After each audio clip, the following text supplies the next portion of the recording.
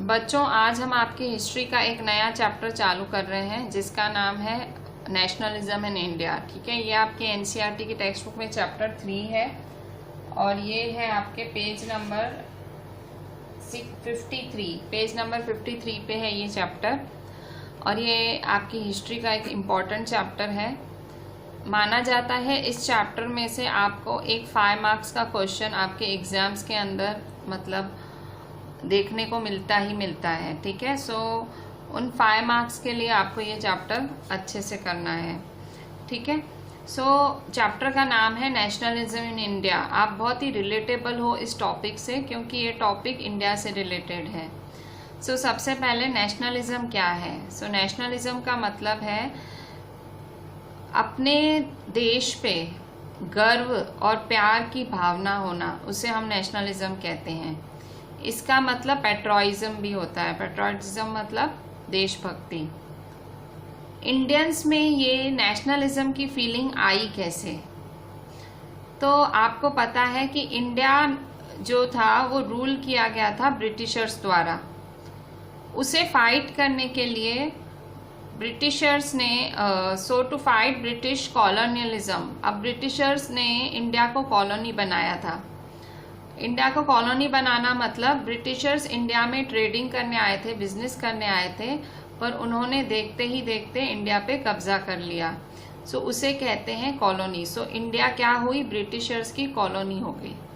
सो इस तरह से ब्रिटिशर्स के कॉलोनियलिज्म से लड़ने के लिए इंडिया ने बहुत सारे एंटी कॉलोनियल मूवमेंट्स चालू किए। एंटी मतलब खिलाफ, कॉलोनियल मतलब ब्रिटिश कॉलोनीज, मूवमेंट मतलब आंदोलन। ठीक है, सो आंदोलन चालू किए।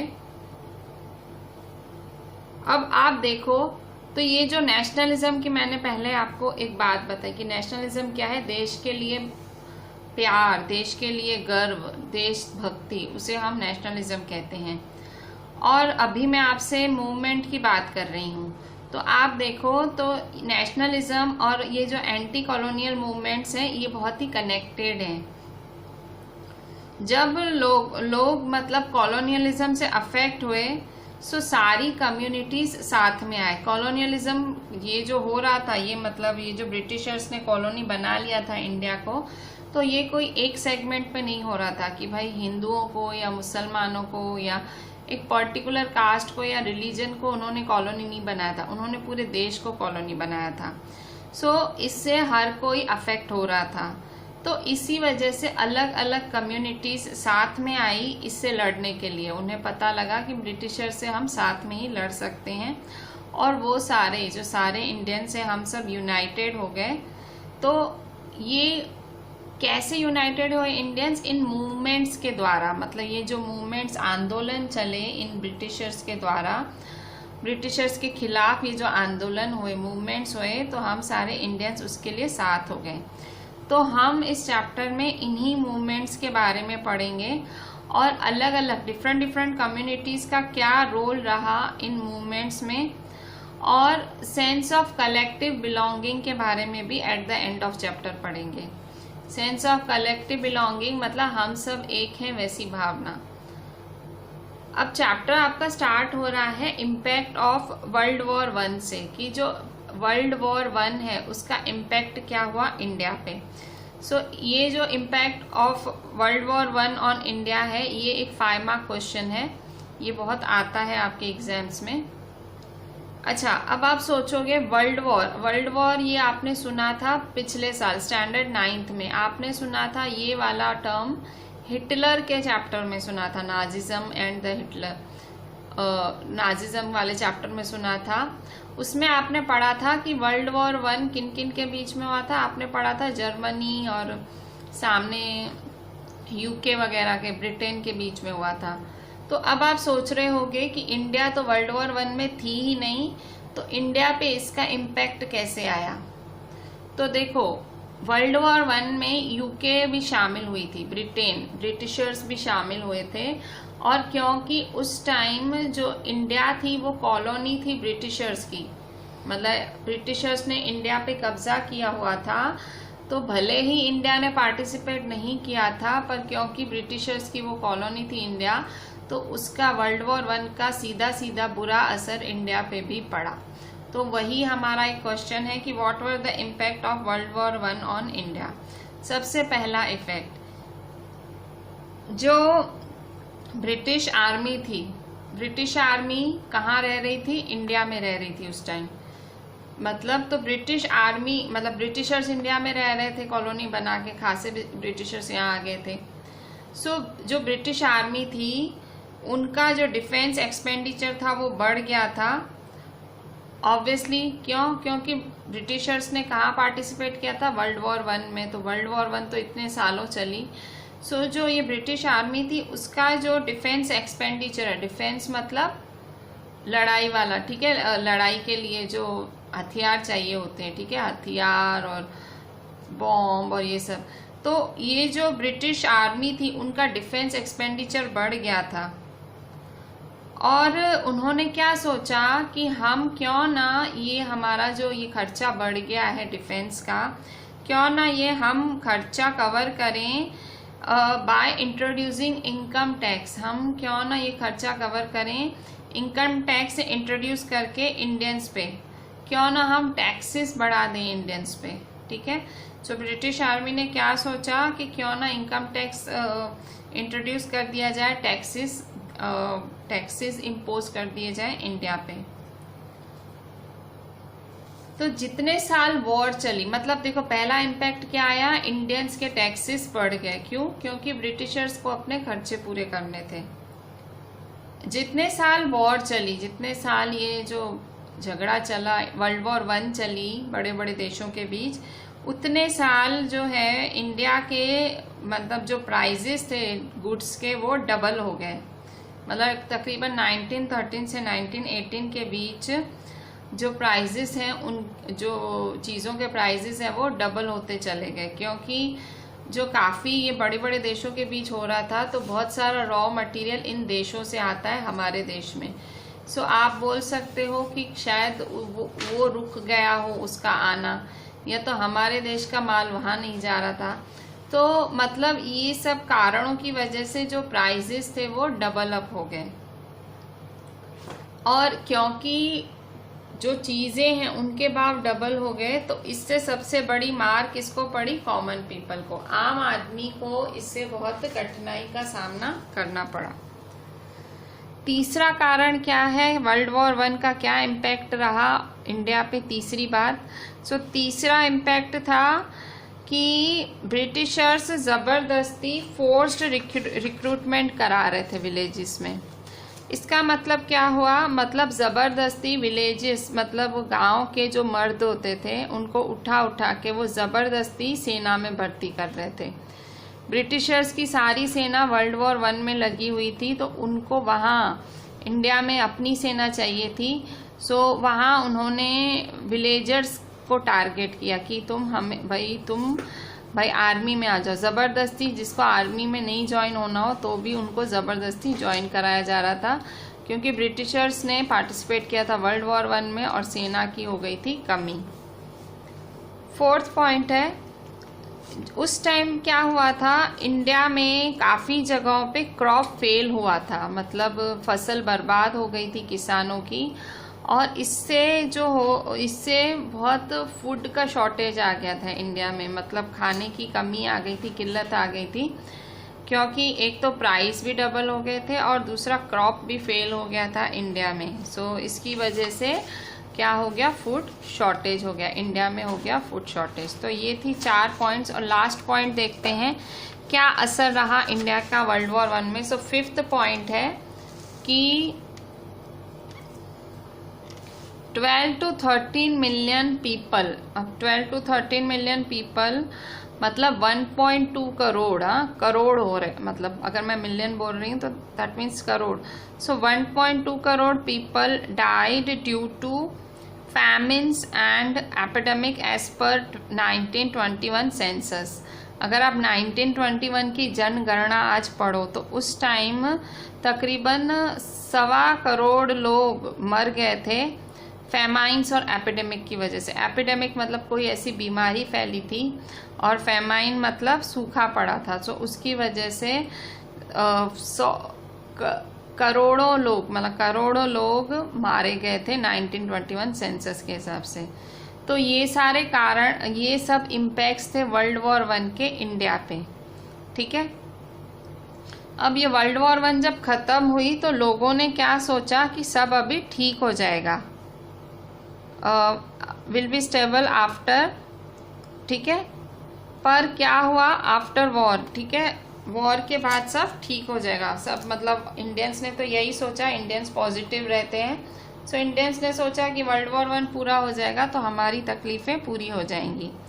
पर चीज़ें ऐसे ही चलती रहीं और चीज़ें ऐसे ही, मतलब लोग ऐसे ही सहन करते रहे। प्राइजेस के जो दाम थे वो डबल गए। तो उस टाइम लोगों को बचाने के लिए एक नया लीडर आया जिसका नाम था महात्मा गांधी। और वो आया और उसने लोगों को प्रोटेस्ट करने का नया तरीका बताया। उसने लोगों को बताया कि किस तरह से आप बिना मार धाड़ करे प्रोटेस्ट कर सकते हो, किसी के खिलाफ आंदोलन कर सकते हो। और उसने लोगों को एक नई आइडिया दी, द आइडिया ऑफ सत्याग्रह। उसने लोगों को बस समझाया। वो साउथ अफ्रीका से आए थे महात्मा गांधी। सो जैसे ही वो साउथ अफ्रीका से वापस आए, उन्होंने इंडिया की हालत देखी और उन्होंने लोगों को बोला कि हमें प्रोटेस्ट करना है, कि हमें ये जो ब्रिटिशर्स ने जो हमारी हालत ख़राब कर रखी है, हमको उसके खिलाफ प्रोटेस्ट करना है। पर उन्होंने प्रोटेस्ट करने का एक नया तरीका बताया और वो तरीका था आइडिया ऑफ सत्याग्रह, कि आप सत्याग्रह की आइडिया से प्रोटेस्ट करो। अब सत्याग्रह क्या है? सत्याग्रह एक ऐसा मेथड है मास एगिटेशन का। मास मतलब पूरी कौम, मतलब सब लोग। एगिटेशन, एगिटेशन मतलब रिवोल्ट। ठीक है, वो बोलते हैं ना एकदम वो हल्ला बोल टाइप। सो एक mass agitation in which people fought for truth through non violence, जिसमें लोग सत्य के लिए लड़ते हैं, सच्चाई के लिए लड़ते हैं, पर कैसे? नॉन वायलेंस मतलब शांति से। लोगों का ऐसा सत्याग्रह मतलब लोगों का जुनून या लोगों का revolt to fight for truth, सच्चाई के लिए लड़ना। और किसकी मदद लेनी है? नॉन वायलेंस की, शांति से लड़ना है। सत्याग्रह का अगर आप खुद का मतलब देखो तो सत्याग्रह के नाम में ही है सत्य का आग्रह, मतलब परसिस्टेंस ऑफ ट्रुथ। भाई ट्रुथ पे भार देना कि भाई ट्रुथ ही चाहिए हमें। सो सत्या का आग्रह। सो गांधी जी आए थे इंडिया जनवरी में 1915 में साउथ अफ्रीका से। तो गांधी जी ने जब इंडिया की हालत देखी तो लोगों को सत्याग्रह के बारे में समझाया। गांधी जी ने फिर स्टार्ट किया सत्याग्रह मूवमेंट। उन्होंने जब सत्याग्रह मूवमेंट लॉन्च किया पूरी इंडिया में, और फिर उन्होंने 3 जगह पे सत्याग्रह मूवमेंट 3 जगह पे इंट्रोड्यूस भी किया। So Gandhi ji started his satyagraha movement at 3 places. So ये जो 3 प्लेसेस मैं आपको नीचे बता रही हूँ, ये बहुत बारी मैप्स में आती हैं। ठीक है, इस चैप्टर में से मैप आता है। सो ये जो मैं 3 चीज़ें बता रही हूँ वो मैप में बहुत आती हैं। सो पहला सत्याग्रह मूवमेंट गांधी जी ने शुरू में आके कहाँ चालू किया था। सो सबसे पहला सत्याग्रह मूवमेंट 1916 में चालू हुआ था चंपारण बिहार में। 1916 में गांधी जी ने आए, देखो 1915 में तो आए थे गांधी जी इंडिया। आते ही उन्होंने इंडिया की हालत देखी और मूवमेंट की घोषणा की। 1916 में उन्होंने चंपारण बिहार के मजदूरों के लिए जाके मूवमेंट किया था प्लांटेशन सिस्टम के खिलाफ। कुछ उनके साथ वहाँ प्लांटेशन सिस्टम में कुछ बदसलूकी हो रही थी, कुछ बुरा हो रहा था। शायद ज़बरदस्ती जो ब्रिटिशर्स हैं उनको कोई ऐसी फसल उगाने बोल रहे थे जो वो नहीं उगाना चाह रहे थे, क्योंकि अगर वो फसल उगाते तो इससे उनकी मिट्टी का उपजाऊपना चला जाता। तो वहाँ के प्लांटेशन वर्कर्स ने मना कर दिया कि भाई ये फसल नहीं उगाएंगे। तो फिर ब्रिटिशर्स उन पे दबाव डाल रहे थे। तो गांधी जी बिहार गए, बिहार के चंपारण में गए और गांधी जी ने वहाँ जाके मूवमेंट चालू कराया अगेंस्ट प्लांटेशन सिस्टम, वहाँ का जो खेती मतलब जो प्लांटेशन सिस्टम था उसके खिलाफ गांधी जी ने वहाँ के वर्कर्स को बोला कि चलो हम लोग मूवमेंट करते हैं।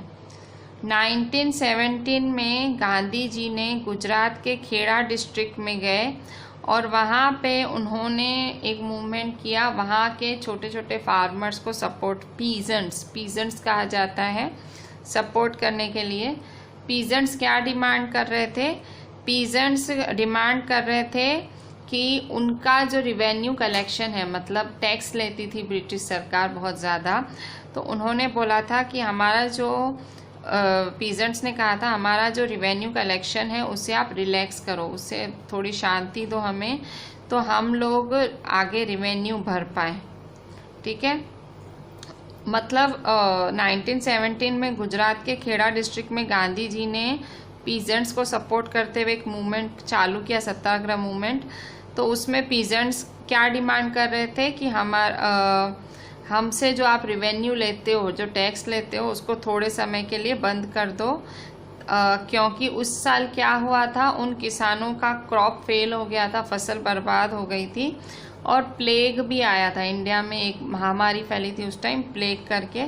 तो इस तरह से इन दो कारणों की वजह से भाई 1917 में गांधी जी को सपोर्ट करना पड़ा जो है खेड़ा डिस्ट्रिक्ट के पीजेंट्स को।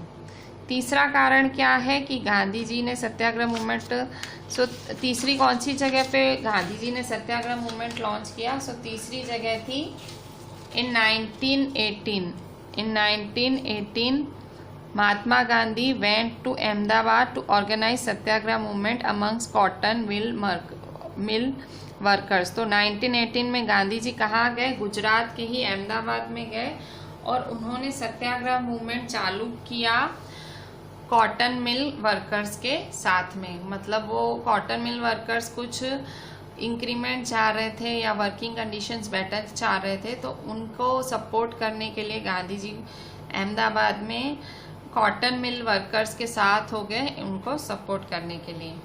अब देखो सत्याग्रह चल रहा था, सत्याग्रह 3 जगह आपने अभी पढ़ा, यहाँ चल रहा था, यहाँ चल रहा था, यहाँ चल रहा था। अब ये सत्याग्रह से कहीं ना कहीं सत्याग्रह से जो है भारत सरकार नहीं, जो ब्रिटिश सरकार है वो डर गई। कहीं ना कहीं सत्याग्रह से ब्रिटिश सरकार डर गई। तो उतावड़ में या डर में उन्होंने 1919 में एक एक्ट पास की जो है रोवलेक्ट एक्ट। क्या नाम है? रोवलेक्ट एक्ट। क्यों पास की? क्योंकि उस टाइम गांधी जी आए थे और सत्याग्रह करने लगे थे, तो वो सत्याग्रह से ब्रिटिश सरकार डर गई। उनको लगा कि भाई लोग जाग गए हैं, अभी तक लोगों को गुलाम बनाया था, अब लोगों में बुद्धि आ रही है कि हमें फ्रीडम चाहिए। सो वो डर गए, तो उन्होंने उतावड़ में, मतलब ब्रिटिशर्स ने जल्दी में रोवलेक्ट एक्ट लागू कर दी, बनाई 1919 में।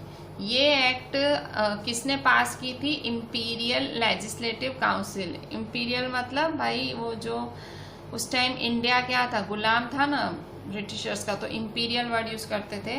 लेजिस्लेटिव मतलब कानून बनाने वाली काउंसिल। तो उन्होंने जल्दी में ये एक्ट पास की, जबकि मतलब जो इंडियन लीडर्स थे या इंडियन मेंबर्स थे उसे खुला कह रहे थे, अपोज कर रहे थे, वो सपोर्ट नहीं कर रहे थे ऐसी चीज को। वो कह रहे थे नहीं, रोवलेक्ट एक्ट पास नहीं होना चाहिए। क्यों? जो इंडियंस थे वो नहीं चाह रहे थे रोवलेक्ट एक्ट पास हो, क्योंकि उस रोवलेक्ट एक्ट में क्या था? It gave government enormous powers to repress political activities. अब उस टाइम जो पॉलिटिकल लीडर्स थे वो धीरे मतलब क्या कर रहे थे? ब्रिटिशर्स के खिलाफ मूवमेंट कर रहे थे। तो रोवलेक्ट एक्ट में क्या था कि ये वो गवर्नमेंट को पावर देती थी कि आप ऐसी पॉलिटिकल एक्टिविटीज को रिप्रेस करो, दबा दो। ठीक है, कोई भी आपको पॉलिटिकल एक्टिविटी करता दिखे आप उसको दबा दो।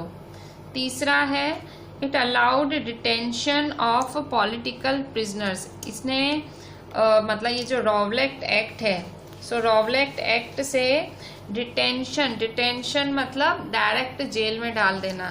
So it allowed detention of political prisoners without trial for 2 years। मतलब बिना आप उनसे पूछताछ किए, बिना सबूत के आप किसी भी पॉलिटिकल लीडर को 2 साल के लिए अंदर कर सकते हो, जेल में डाल सकते हो। ठीक है, इसीलिए गांधी जी की आधी लाइफ जेल में भी बीती। क्यों? क्योंकि वो हर मूवमेंट का हिस्सा बनते थे और ब्रिटिशर्स ऐसे ऐसे कानून लाके मतलब जो लीडर्स को जेल में बंद रखते थे। सो पॉलिटिकल जो प्रिजनर्स हैं उनको डिटेन करने के लिए 2 साल के लिए जो है भाई आप 2 साल तक आप उनको बिल्कुल बंद कर सकते हो जेल में। तो एक्चुअली ये रॉवलेट एक्ट तो आप देखो तो पॉलिटिकल लीडर्स के खिलाफ मूवमेंट था। गांधी जी ने इस रॉवलेट एक्ट के खिलाफ 6 अप्रैल 1919 को नेशन वाइड सत्याग्रह लॉन्च किया। पूरे देश में सत्याग्रह की लॉन्चिंग की। अभी तक सत्याग्रह कुछ गिने चुने, जैसे हमने अभी अहमदाबाद डिस्कस किया, फिर हमने देखा बाकी के भी भाई कैसे अलग अलग बिहार में और फिर खेड़ा डिस्ट्रिक्ट, तो ऐसी जगहों पे मास मूवमेंट हो रहा था। सो गांधी जी ने क्या किया, 6 अप्रैल 1919 को नेशन वाइड सत्याग्रह लॉन्च किया। और ये जो मतलब उन्होंने घोषणा की कि हम सत्याग्रह करेंगे। सो ये सत्याग्रह कैसे लॉन्च किया, तो हड़ताल के साथ लॉन्च किया। एक हड़ताल की छोटी सी 6 अप्रैल 1919 उन्होंने घोषणा की कि हम रॉवलेट एक्ट के खिलाफ सत्याग्रह पे उतर रहे हैं। सो इसमें क्या हुआ, सबसे पहले तो हड़ताल से ये चालू हुआ 6 अप्रैल 1919 में। इसके बाद रैलीज ऑर्गेनाइज होने लगी अलग अलग सिटीज़ में। रैलियाँ मतलब ग्रुप लोगों के निकलने लगे। Workers went on strike in railway workshops. तो और जो वर्कर्स थे वो सारे स्ट्राइक पे चले गए रेलवेज में। मतलब ये सत्याग्रह का हिस्सा था। ठीक है, ये सत्याग्रह का एक पार्ट था उनकी, जो उन्होंने जो सोच रखी थी कि भाई ब्रिटिशर्स को हराना है, तो उसके लिए एक पार्ट था कि सत्याग्रह भाई सब लोग दिखाएं कि वो सत्याग्रह जोर शोर से फॉलो कर रहे हैं। सो सत्याग्रह 6 अप्रैल 1919 को लॉन्च हुआ और सारे देश में हमारे देश में जो है सत्याग्रह एक हड़ताल के साथ चालू हुआ। रैलियां ऑर्गेनाइज हुई, वर्कर्स सारे स्ट्राइक पे गए, शॉप्स बंद हो गई। तो शॉप्स बंद हो गई तो जो अब देखो ये सब हुआ तो वो बौखला गए, ब्रिटिशर्स के आगे एकदम डर गए, क्योंकि अभी तक इंडिया चुप बैठी थी, कोई कुछ कर ही नहीं रहा था। अब क्या हो गया, अब क्यों इंडिया ने लॉन्च कर दिया। रॉवलेट एक्ट क्या है, ये रॉवलेट एक्ट तो ब्रिटिशर्स ने लॉन्च किया, तो सामने जो इंडियंस थे उन्होंने सत्याग्रह लॉन्च कर दिया। अब ये सब क्या है, तो ब्रिटिशर्स एकदम बौखला गए। तो ब्रिटिशर्स ने क्या किया, ब्रिटिशर्स ने जो लोकल लीडर्स हैं उनको अमृतसर से उठाया। मतलब अमृतसर के ज़्यादा लोग पार्टिसिपेटेड होंगे उस मूवमेंट में, सत्याग्रह मूवमेंट में। तो लोकल लीडर्स जो रेगुलर लीडर्स थे उनको अमृतसर से उठाया और महात्मा गांधी को बोला कि आप दिल्ली नहीं आओगे कभी भी, बार्ड फ्रॉम एंटरिंग दिल्ली। मतलब ये घबराई हुई ब्रिटिश सरकार ने अब ये सब करना चालू किया, क्योंकि अभी तक कोई कुछ बोलता नहीं था, सब मानते थे। अब ये एक ऐसा आदमी आया कि जो मान नहीं रहा था। सो महात्मा गांधी को बोला गया कि आप दिल्ली में नहीं आ सकते। 10 अप्रैल को जो पुलिस है अमृतसर में, उन्होंने एक शांति से पीसफुल प्रोसेशन, मतलब शांति से लोगों का ग्रुप जा रहा था। सो पुलिस ने क्या किया, अमृतसर में उनके ऊपर गोलियों की बरसात कर दी, मतलब फायरिंग कर दी। और इससे क्या हुआ, लोग प्रोवोक मतलब लोगों में लोगों को गुस्सा आया, प्रोवोक हुए लोग, और जो बहुत सारे अटैक्स होने लगे बैंक्स पे, पोस्ट ऑफिस पे, रेलवे स्टेशन पे। अब आप सोचोगे इन तीनों जगह पे ही क्यों अटैक होने लगे, तो आपको अगर पता हो तो ये बैंक्स ब्रिटिशर्स से ही आई है। मतलब ब्रिटिशर्स, इंडिया में बैंक का बहुत इतना नहीं था तब, पोस्ट ऑफिसेस पैसे रखाते हैं कम चार्ज पे, तो वो भी उस टाइम से चली आ रही, ये कोई पुरानी अभी मतलब कोई नई चीज़ नहीं है ये। इसके बाद रेलवे स्टेशंस पे भी हमला करने लगे लोग, ठीक है, रेलवे स्टेशंस पे भाई वहाँ जाके भी हमला, मतलब ये एक तरह से ब्रिटिशर्स की चीज़ों को पे हमला कर रहे थे। और ब्रिटिशर्स उस टाइम मतलब अलग अलग जगह पे कम्युनिकेट कर पाते थे इंडिया के, उन्होंने जगह जगह अपने जो हैं अपने लीडर्स बिठा दिए थे।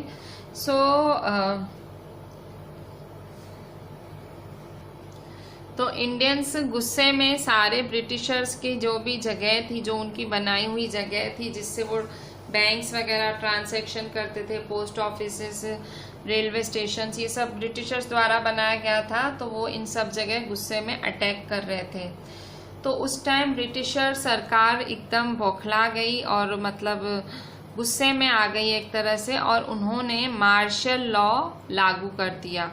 और उन्होंने मार्शल लॉ लागू करके जो कमांड है जनरल डायर के हाथ में दे दिया। मार्शल लॉ क्या है? मार्शल लॉ जब किसी रीजन में, जब देश के किसी हिस्से में ऐसे लगता है कि भाई जो पब्लिक अब पुलिस से काबू नहीं हो रही है, पुलिस अब पब्लिक को नहीं संभाल पा रही है, तो उस टाइम आर्मी को कंट्रोल मिल जाता है, ठीक है, पुलिस हट जाती है और आर्मी को कंट्रोल मिल जाता है, उसे कहा जाता है मार्शल लॉ। तो उस टाइम लोग हाथ में ही नहीं आ रहे थे, सो मार्शल लॉ लागू कर दिया गया था और जनरल डायर को कमांड दे दिया गया। सो मार्शल लॉ अमृतसर मतलब पंजाब रीजन में लागू कर दिया गया था और जनरल डायर को वहाँ का जनरल बना के भेज दिया गया कि भाई ये मार्शल लॉ तुझे इम्पोज कराना है। अब पढ़ते हैं जलियांवाला बाग इंसिडेंट। ये आपने इंसिडेंट के बारे में बहुत सुना होगा। अप्रैल 13 को ये जो इनफेमस, ये जो बहुत बुरा दर्दनाक ये जलियांवाला बाग इंसिडेंट हुआ था, उस दिन बहुत भारी मात्रा में लोग इकट्ठा हुए थे जलियांवाला बाग में। जलियांवाला बाग के बंद जगह में बहुत सारे लोग इकट्ठे हुए थे। कुछ लोग मेले के लिए आए थे, कुछ लोग ब्रिटिशर्स के लिए क्या करना है उसलिए आए थे, और कुछ लोगों को पता ही नहीं था कि भाई मार्शल लॉ इम्पोज हो गया है पंजाब में, वो लोग तो मेला एंजॉय करने आए थे, ठीक है। सो इस तरह से बहुत बड़ी मात्रा में, बहुत बड़ी संख्या में लोग वहाँ इकट्ठे हुए जलियांवाला बाग में। अब इसकी न्यूज़ जनरल डायर को मिली। जनरल डायर चाहता था कि वो सत्याग्रही इसमें, मतलब ऑब्वियसली ये सारे जो मूवमेंट है, ये जो मूवमेंट था वो तो सत्याग्रह का मूवमेंट, तो उसको पता था सत्याग्रही ही कर रहे हैं। सो जो जनरल डायर है उन्होंने सोचा क्यों ना मैं इन लोगों के मन में डर और खौफ पैदा करूं। सो जनरल डायर की ये सोच थी कि मैं लोगों को डराऊं। तो अपनी उस सोच को पूरा करने के लिए जनरल डायर ने जो है उन्होंने अपनी आर्मी को बोला कि आप सारे गेट्स क्लोज कर दो, जलियांवाला के जितने भी एंट्री एग्जिट पॉइंट्स थे सब उसे क्लोज कर दो। तो क्लोज करने के बाद मतलब वो एरिया, और फिर उन्होंने फायरिंग का ऑर्डर दे दिया, मतलब आप अब फायर करो, आप अब अंधाधुंध फायरिंग करो। उस फायरिंग की वजह से बहुत ज़्यादा लोग मर गए। अब क्या हुआ, बहुत ज़्यादा लोग, मतलब ऐसे अंधाधुंध फायरिंग, एक मेले वाली जगह पे अंधाधुंध फायरिंग, बिना रुके फायरिंग, तो सोचो कितने लोग मरे। तो लोग मरे उस इंसिडेंट में। अब उसका इफेक्ट क्या आया, जलियांवाला बाग का इफेक्ट क्या आया, तो लोग अब गुस्से में सड़कों पे उतर आए। नॉर्थ इंडिया टाउन्स में, नॉर्थ इंडिया मतलब पंजाब वगैरह, इन जगहों पे लोग सड़कों पे उतर आए। जैसे ही ये जलियांवाला बाग की न्यूज़ पूरे देश में फैली तो लोग सड़कों पे उतर आए। देयर वर स्ट्राइक्स, हड़तालें हो रही थी, ठीक है, चारों तरफ लोग भाई हड़तालों पे उतर रहे थे, काम नहीं कर रहे थे, दुकानें बंद रख रहे थे। पीपल क्लैश्ड विद पुलिस, जो लोग पुलिस है और पीपल लोग थे, लोगों का अब पुलिस के साथ आए दिन झगड़े होते रहते थे। लोगों ने गुस्से में आके गवर्नमेंट बिल्डिंग्स को भी अटैक करना चालू कर दिया, क्योंकि उनके हिसाब से ये सब किसने बनाया है, ब्रिटिशर्स ने। सो इस तरह से लोगों ने स्ट्राइक्स की, पुलिस के खिलाफ के, और गवर्नमेंट बिल्डिंग्स को अटैक करने लगे। तो इस तरह से मतलब ये इफेक्ट्स थे जलियांवाला बाग इंसिडेंट के। भाई लोगों ने इस तरह से जलियांवाला बाग को अपोज किया। वो इंसिडेंट लोगों ने किस तरह से अपोज किया, इतनी मौतें मतलब लोगों से सहन नहीं हुई, इतनी ज़्यादा मौतें, सड़कों पे उतर आए और स्ट्राइक्स करी और पुलिस के साथ भिड़ गए, गवर्नमेंट बिल्डिंग्स को अटैक किया। तो इस तरह से जलियांवाला बाग जो इनफेमस इंसिडेंट था, लोगों ने इस तरह से रिएक्ट किया। तो अगर जलियांवाला बाग के लिए आपके पास आता है लिखो, तो आप क्या लिखोगे, तो आपको थोड़ा सा रोलेट एक्ट का इंट्रोडक्शन आपको देना पड़ेगा, क्योंकि ये जलियांवाला बाग इंसिडेंट एक्चुअली मतलब सत्याग्रही रोवलेट एक्ट था, इसलिए जनरल डायर को रखा गया। रोलेट एक्ट नहीं होता तो ये मतलब मिलिट्री रूल लागू ही नहीं होता ना। मिलिट्री रूल क्यों लागू हुआ, रोलेट एक्ट था। सो मिलिट्री रूल लागू हुआ, उसमें जनरल डायर को रखा गया। जनरल डायर की ऐसी सोच थी, उस सोच की वजह से इतने सारे हजारों लोग मारे गए और उसकी वजह से लोगों में गुस्सा आ गया। ठीक है। सो इस तरह से मतलब ये इफेक्ट था, जलियांवाला बाग हुआ ऐसे और ये लोगों पे इफेक्ट आया। अब गांधी जी ने गांधी जी ने जब ये सब हुआ, इफेक्ट भी हुआ, अब गांधी जी ने ये जो सत्याग्रह मूवमेंट था उसको वापस खींच लिया। जो सत्याग्रह मूवमेंट जिसकी वजह से ये सब हो रहा था, गांधी जी अपना मूवमेंट खत्म कर दिया। गांधी जी ने ये सत्याग्रह मूवमेंट को दी एंड बोला। सो क्या कारण है, गांधी जी ने सत्याग्रह मूवमेंट को अब दी एंड बोल दिया कि नहीं भाई अब सत्याग्रह मूवमेंट नहीं करना है। तो कारण ये था कि आपने अभी अभी पढ़ा कि लोग सड़कों पे उतर आए थे ब्रिटिश गवर्नमेंट के खिलाफ, उनके खिलाफ सड़कों पे आंदोलन करने उतर आए थे। तो उस टाइम गवर्नमेंट भी कम नहीं थी। गवर्नमेंट ने ये जो लोग उतरे थे, ये जो सत्याग्रही थे या जो नॉर्मल कॉमन पीपल थे, गवर्नमेंट एक ब्रूटल रिप्रेशन के साथ, मतलब बहुत ब्रूटल मतलब बहुत ही बुरा व्यवहार कर रही थी उनके साथ, उनको दबा रही थी, वो उन्हें ह्यूमिलिएट कर रही थी, बेइज्जतियां कर रही थी, टेरराइज डरा रही थी, खौफ का माहौल पैदा कर रही थी। पीपल वर फ्लॉग्ड, लोगों को एकदम इकट्ठा करके मारा जा रहा था, भगाया जा रहा था। विलेजेस वर बॉम्ब्ड, मतलब जो गांव ये सत्याग्रह मूवमेंट करता दिख रहा था या पुलिस के खिलाफ जाता दिख रहा था, गांव का गांव उड़ा देते थे पुलिस वाले, बॉम्ब से उड़ा देते थे, लोगों को जिंदा उड़ा देते थे। और सत्याग्रही के साथ तो और बुरा किया जा रहा था, उनको ह्यूमिलिएट किया जा रहा था, उनसे नाक रगड़वाई जाती थी, उनको बोला था तुम रेंगो, मतलब ऐसे मतलब एक ह्यूमिलिएशन हो रहा था सत्याग्रही के साथ। सो गांधी जी से ये सब सहन नहीं हुआ और मतलब लोग भी भिड़ रहे थे, लोग पीछे नहीं हट रहे थे, लोग गुस्से में थे। सामने जो पुलिस थी, जो ब्रिटिशर्स थे, वो भी पीछे नहीं हट रहे थे। सो इसकी वजह से वायलेंस फैला, मतलब झगड़े दंगा फसाद हो रहा था। तो महात्मा गांधी ने आखिर ये सत्याग्रह मूवमेंट वापस खींच लिया, मना कर दिया पूरे देश को कि भाई अब सत्याग्रह मूवमेंट नहीं चल रहा। मतलब क्यों? क्योंकि गांधी जी ने सत्याग्रह मूवमेंट तो शांति से आंदोलन करने के लिए किया था, अब यहाँ हो रहा था वायलेंस। ठीक है, तो ये तो गांधी जी की आइडियोलॉजी नहीं थी ना, इसलिए गांधी जी ने जो ये सत्याग्रह मूवमेंट था उसको वापस खींच लिया। और दूसरा कारण ये भी था, जो ये सत्याग्रह मूवमेंट था इसे रोलेट सत्याग्रह भी कहा गया। रोलेट सत्याग्रह क्यों? क्योंकि सत्याग्रह जो चालू हुआ था वो रोलेट मूवमेंट को ही अपोज करने के लिए हुआ था। एक तरह से जो रोलेट मूवमेंट था उसको अपोज करने के लिए ही सत्याग्रह लॉन्च हुआ था। सो सत्याग्रह का जो ये मूवमेंट था खाली बड़े बड़े शहरों तक ही सीमित था, सिटीज तक, टाउन्स तक। सो अभी कम लोग जुड़ पा रहे थे इस मूवमेंट से। गांधी जी ज़्यादा से ज़्यादा लोग जोड़ना चाह रहे थे इस मूवमेंट में कि ज़्यादा से ज़्यादा लोग जुड़ें और कि भाई और फिर ब्रिटिशर्स का सामना करें, क्योंकि अभी भी लोग कम पड़ रहे थे ब्रिटिशर्स का सामना करने के लिए।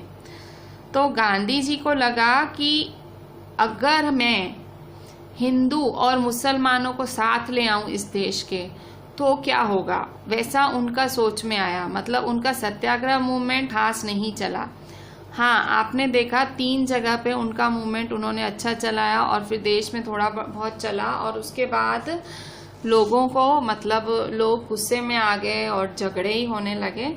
सो गांधी जी का वो जो रॉलेट सत्याग्रह, जो सत्याग्रह मूवमेंट था वो खास नहीं चला। तो उनको एक बात समझ आ गई कि मुझे ज़्यादा लोग चाहिए। तो उन्होंने सोचा मैं हिंदू मुस्लिम एकता का प्ले कार्ड खेलूं।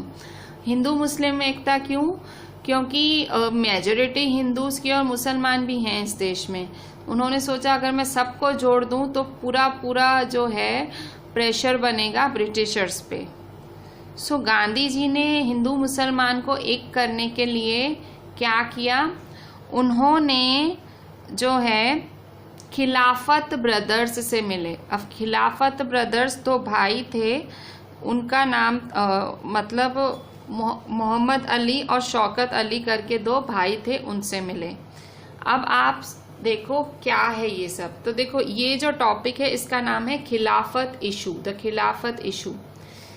ये बात कहाँ से स्टार्ट हो रही है? बात स्टार्ट हो रही है कि गांधी जी को महसूस हुआ कि रॉलेट एक्ट कहीं ना कहीं फीका पड़ा, हमें एक ज़्यादा स्ट्रॉन्ग सत्याग्रह चाहिए, हमें एक ज़्यादा रॉलेट सत्याग्रह कहीं ना कहीं वीक पड़ा, सत्याग्रह कहीं ना कहीं वीक पड़ा, हमें एक ज़्यादा स्ट्रॉन्ग मुद्दा चाहिए। तो उन्होंने कहा अब कुछ और बड़ा करने से पहले मुझे हिंदू और मुसलमान को साथ लाना है। अब इसकी कहानी सुनो कि हिंदू मुसलमान साथ आए कैसे। गांधी जी ने ऐसा क्या ट्रिक चला कि दोनों हिंदू मुसलमान साथ आ गए। सो उसकी कहानी सुनते हैं। The first world war had ended with the defeat of Ottoman Turkey. A harsh peace treaty was supposed to be imposed on the Ottoman Empire, Emperor the Khalifa. अब देखो फर्स्ट वर्ल्ड वॉर में आपने अगर पिछले साल ध्यान से पढ़ा हो, सो फर्स्ट वर्ल्ड वॉर में बहुत सारे नेशंस ने हिस्सा लिया था। सो उसमें एक जो ऑटोमन टर्की था वो भी एक देश था। Ottoman Turkey first world war हार गया था और ऐसा माना जा रहा था कि ऑटोमन टर्की के जो राजा थे उस टाइम, एम्परर थे, जो ऑटोमन टर्की के जो ऑटोमन एम्परर थे, जिन्हें कि द खलीफा कहा जाता है। जैसे कि हिंदूज में पुजारी होते हैं, वैसे ही मुसलमानों में ऑटोमन एम्परर्स में हिंदूज में पुजारी नहीं, जैसे अगर क्रिश्चियन में पोप माना जाता है, ठीक है। सो मतलब आप एक मेन पर्सन होता है, किसी भी रिलीजन का एक मेन पर्सन होता है। हम कहते हैं इस पर्सन की वजह से भाई जो हमारी रिलीजन चल रही है, ठीक है। जैनों में जैसे महावीर स्वामी को माना जाता है। सो वैसे ही यहाँ पे जो ऑटोमन एम्परर था, ऑटोमन एम्परर का जो राजा था उसे द खलीफा कहा गया है। खलीफा कौन है? वो मुस्लिम का एक तरह का लीडर, मतलब जो स्पिरिचुअल हेड मतलब उसे मानते थे, मतलब एक कहते थे गुरु, धर्म गुरु माना जाता था। सो उसे खलीफा कहा जाता था। तो फर्स्ट वर्ल्ड वॉर में ऑटोमन टर्की हार गया। ऑटोमन टर्की का जो राजा था, एम्परर था, वो ऑटोमन एम्परर खलीफा कहलाता था। तो अब डर क्या था, क्योंकि वो हार गया था, तो हारते हैं ना, तो जो जीतने वाला नेशन है ना वो हारने वाले से पीस ट्रीटी साइन कराता है। और पीस ट्रीटी में पक्का ही पक्का पहले तो बोलते हैं राजा को तू अपनी पावर हमें दे दे, तू चला जा, और फिर और बहुत सारे रूल्स होते हैं। तो अब जो ये खलीफा ब्रदर्स थे वो एक मोमेड मतलब एक मुस्लिम होने के नाते वो इस स्पिरिचुअल हेड को सपोर्ट कर रहे थे। कैसे सपोर्ट कर रहे थे ये स्पिरिचुअल हेड को?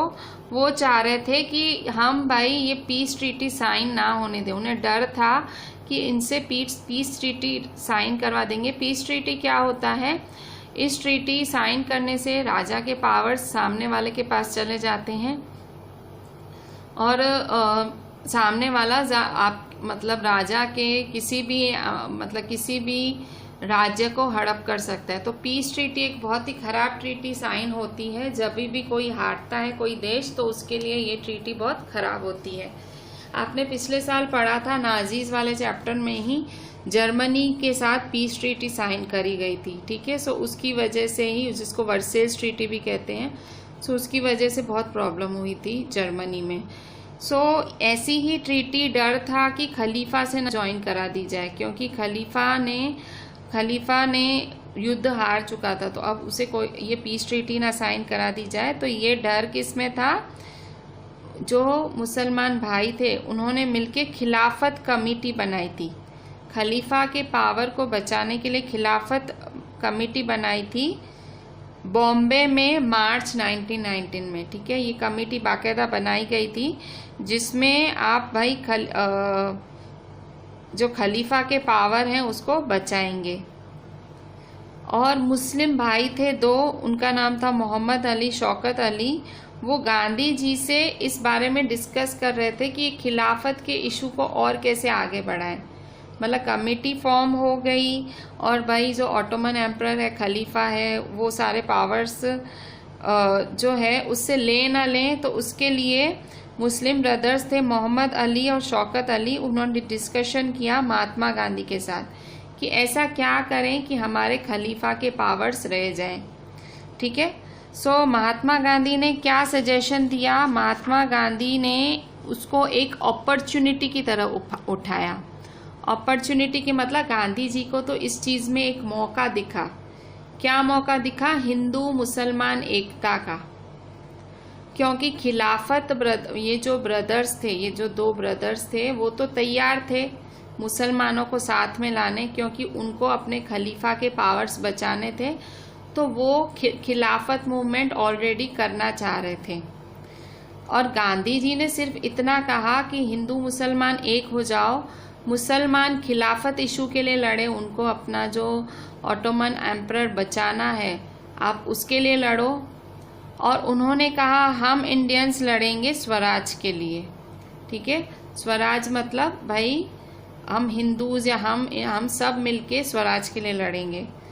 सो गांधी जी ने सितंबर में 1920 सितंबर कलकत्ता सेशन के दौरान, कांग्रेस का कलकत्ता सेशन था, मीटिंग थी, उसके दौरान उन्होंने सारे लीडर्स को बोला कि आप लोग नॉन कोऑपरेशन मूवमेंट ज्वाइन करो। अब ये नया मूवमेंट आया गांधी जी का।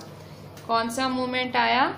Non cooperation movement. उन्होंने सारे लीडर्स से, कहते हैं सारे लीडर्स को बोला कलकत्ता सेशन में कांग्रेस के कि भाई आप अभी हमारा जो ये नॉन कोऑपरेशन मूवमेंट है उसको सपोर्ट करो, ठीक है।